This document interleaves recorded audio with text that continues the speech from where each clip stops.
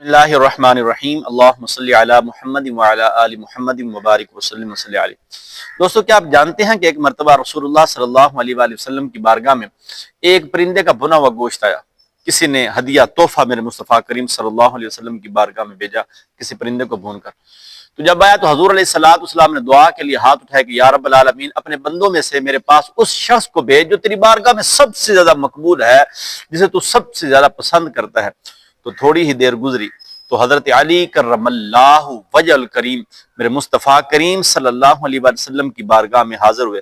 ابو ہریرہ کہتے ہیں کہ میں نے پہلے بھی آپ آئے تو ان کو روکا، پھر آئے تو پھر روکا، پھر آئے تو حضور علیہ السلام نے فرمایا کہ ابو ہریرہ علی کو آنے دو۔ تو حضرت ابو ہریرہ کہتے ہیں کہ میری خواہش یہ تھی، میں یہ چاہتا تھا کہ کوئی انصار میں سے شخص آئے، لیکن میرے مصطفیٰ کریم صلی اللہ علیہ وسلم کی بارگاہ میں حضرت علی کرم اللہ وجہ الکریم تشریف لے کر آئے۔ تو قربان جاؤں آپ کی ہستی پر کہ کیا آپ کی شان ہے کہ اللہ اور اس کا رسول دونوں آپ کو پسند فرماتے ہیں۔